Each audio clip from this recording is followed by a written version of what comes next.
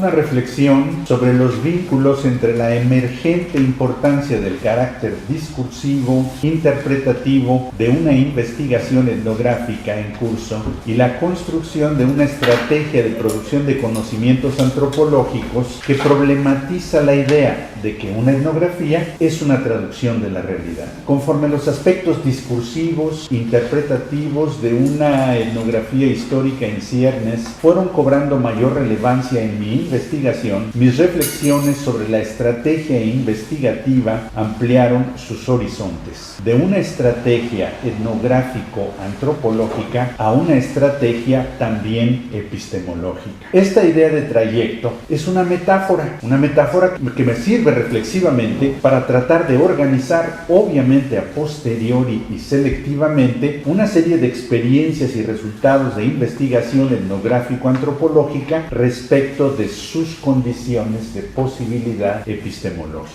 Mis reflexiones sobre dichas condiciones han sido punto de apoyo y resultado en ciernes de la misma investigación. La clave ha sido propiciar las influencias mutuas entre la producción argumentada de mis resultados etnográficos y de una estrategia de investigación también epistemológica. Buena parte de esas experiencias investigativas, incluyendo lo que he argumentado como resultados etnográficos, han sido productos tan inesperados como estimulantes para estas reflexiones. Mi apertura hacia lo imprevisible y frente a resultados insospechados ha sido parte de esta investigación desde sus comienzos. Lo que ha cambiado es que inicialmente se refería casi exclusivamente a las relaciones entre el diseño de investigación y su puesta en práctica. ¿Cómo hacemos investigación? Es su puesta en práctica entre los habitantes de un municipio michoacano eminentemente rural y con otros con quienes reivindicaron relaciones significativas en y allende dicha zona durante la mayor parte del siglo XX. Posteriormente, ciertos resultados me llevaron a incluir en esa apertura los vínculos entre ciertos resultados etnográficos y un aspecto de mi implicación inicial y algunas condiciones de esta, a saber, mi identificación a favor de lo que me pareció las causas de los ejidatarios, jornaleros sin tierras y otros opositores a una minoría municipal de empresarios y sus familiares que aquellos denominaban los ricos. Después, otros resultados parcialmente inesperados cobraron gran relevancia. Importantes retos relacionados con la redacción de una extensa narrativa antropológica me llevaron a reflexionar sobre los aspectos epistemológicos de los vínculos interpretativos entre distintos tipos de discursos específicos míos y de otros. Me refiero a mi argumentación de una etnografía histórica con base en un análisis interpretativo de una diversidad de discursos también producidos en condiciones sociales, espaciales e históricas específicas y no nada más siguiendo ciertos requerimientos de lógica formal. Pienso en mis interpretaciones de textos que he ido seleccionando y mi apropiación de algunos de sus argumentos para mis fines teórico-metodológicos e historiográficos. También incluyo mis transcripciones y reinterpretaciones de las reflexiones que previamente plasmé en dos archivos que fui contribuyendo a construir: mis notas del diario de campo y de trabajo en archivos sobre lo que me pareció más relevante de lo que argumenté que había escuchado y leído, olido, degustado y presenciado, claro, dependiendo de lo que unas y otros me permitieron. Entonces, no he supuesto un inicio predeterminante ni un desenvolvimiento teleológico previamente programado.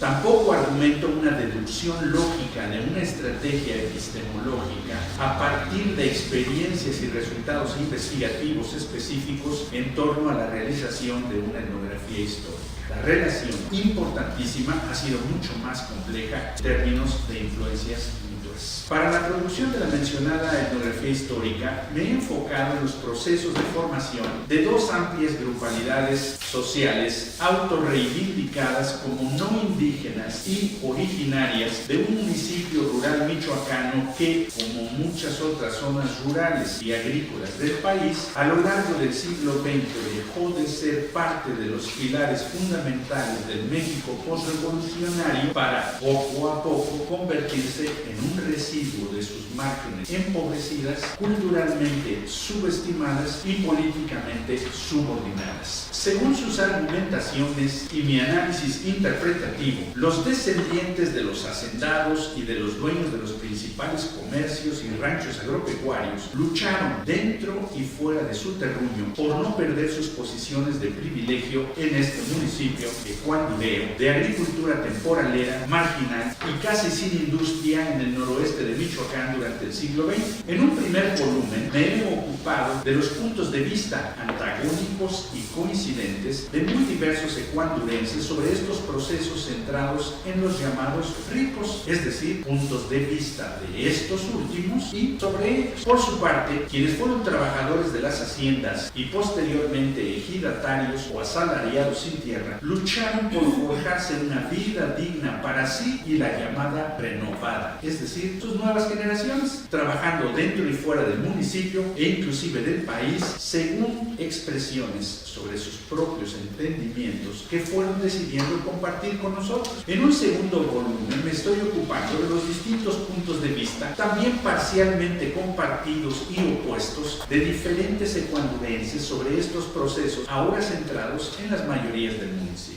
No obstante, salvo raras excepciones, para unas y otros, los ricos y los demás, su protagonismo no les valió más que migajas de la construcción tanto de profundas desigualdades con Estados Unidos como de un México postrevolucionario crecientemente centrado en ideologías y prácticas de urbanización, industrialización, relaciones salariales, consumo de mercancías y centralización política de facto mediante la constitución de un régimen presidencialista. Dicho argumento etnográfico fue un resultado de y punto de apoyo para la construcción del enfoque teórico-metodológico y de varios fragmentos etnográficos centrados en eventos ocurridos en distintas décadas del siglo XX y su posterior interrogación. Según esta estrategia de investigación, construí fragmentos etnográficos en torno a disputas por el control de los ejidos y el ayuntamiento municipal. Problematicé esos fragmentos en términos de los procesos que más habrían influido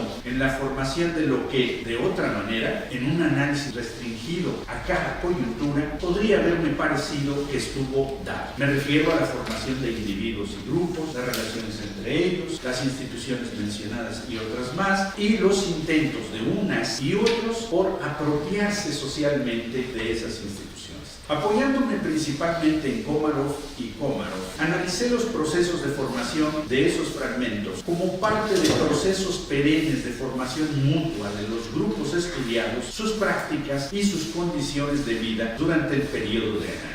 Desde este enfoque, que exige construir etnográficamente la unidad espacio-temporal de análisis, el principal desafío analítico consiste, o cuando menos así me parecía en ese momento, en analizar a individuos, grupos y grupalidades, así como sus prácticas, ahora veo incluyendo las discursivas, al igual que a sus condiciones de vida como socialmente producidas y productoras, las dos a la vez. El carácter discursivo de mi análisis y de la mayor parte de mis fuentes estuvo presente desde el inicio de mi investigación, pero de manera marginal. En lo que sigue precisaré esta marginalidad y a continuación me centraré en la posterior emergencia del análisis de discursos como parte clave de mi análisis interpretativo y de mi compromiso por realizarlo a partir de una estrategia de investigación en ciernes concebida como procesos de producción discursiva de conocimientos en condiciones sociales, espaciales e históricas específicas. Dejaré para una versión posterior de esta ponencia la problematización de la idea de que una etnografía es una traducción de la realidad. La marginalidad inicial del carácter discursivo de mi investigación tiene que ver con la implicación, con mi implicación también inicial.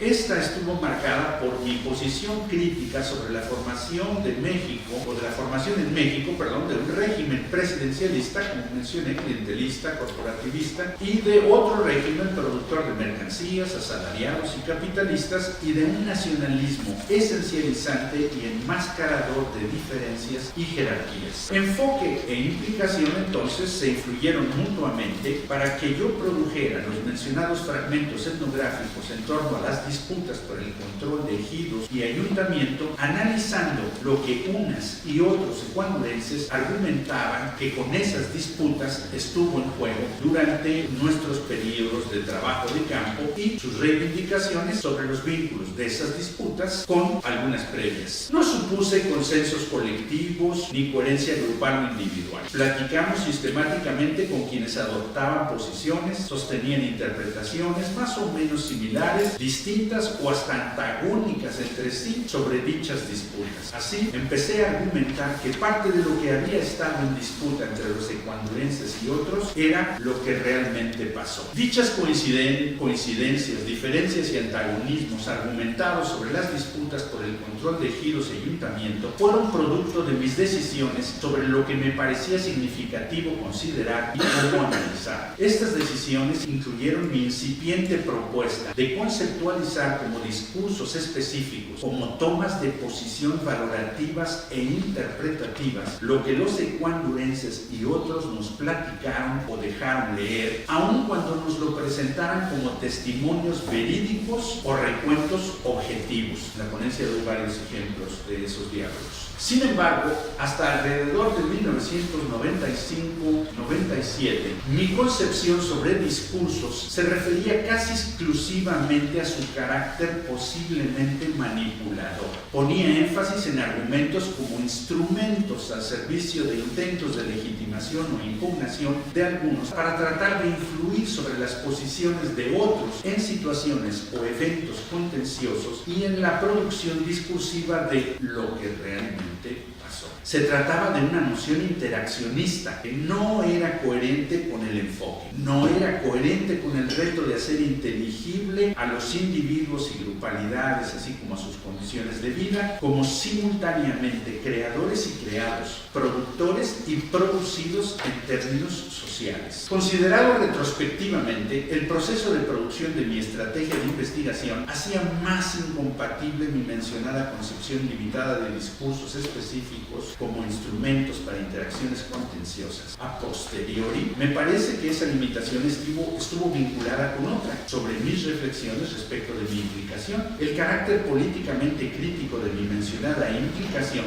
facilitó mi identificación con las causas argumentadas por los opositores a los ricos del municipio. Además, junto con mi noción restringida de discursos, me llevó a no problematizar ciertas reivindicaciones identitarias que algunos ejidatarios argumentaron críticamente sobre los llamados ricos, con el fin de impugnar el control del ayuntamiento por parte de estos durante casi todo el periodo entre 1968 y 92, con argumentos como los siguientes: son los mismos de siempre, esos ricos que desde los tiempos de las haciendas se la han pasado, es decir, la presidencia municipal, que ahora yo, compadre, que ahora sígale usted y después mi hijo. No, pues así no. Hasta el tono es muy característico de la zona. Pude empezar a problematizar aquellos argumentos impugnadores contra los ricos de siempre cuando avancé sobre dos frentes. Primero, me pregunté, ¿qué tanto los ejidatarios habían sido derrotados por los ricos en las supuestas disputas por el control del ayuntamiento? Había que entrevistar a otros, no nada más a los ejidatarios que supuestamente habían participado en esas luchas. ¿O acaso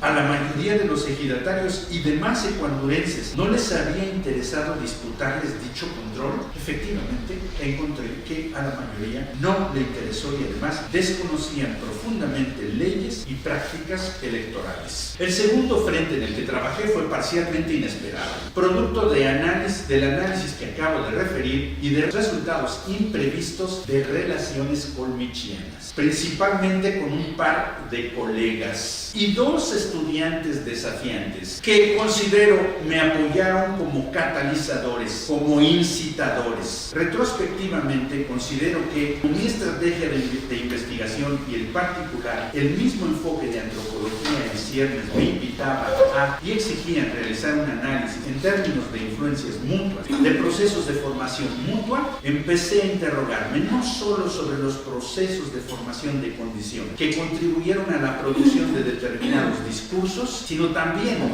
sobre cómo estos últimos fueron socialmente constitutivos, productores. Es decir, sobre cómo los discursos que estudié fueron socialmente producidos y productores. Los referidos argumentos críticos de ejidatarios sobre el mencionado grupo político que controló el ayuntamiento entre fines de los 70 y principios de los 80, en términos de son los que nos han puesto la pata en el fuego desde el tiempo de las haciendas, les resultaron ideológicamente clave a esos ejidatarios para tratar de concitar el mayor apoyo posible entre las mayorías de los ecuandurenses y otros más, incluyéndome a mí, y posiblemente a algunos de mis eventuales lectores. También estuvo en juego entonces la construcción de públicos, de puntos de vista favorables para las causas de unos y otros. Resultó clave esa asunción de mi implicación, también como escritor, como autor de discursos reivindicadamente antropológicos.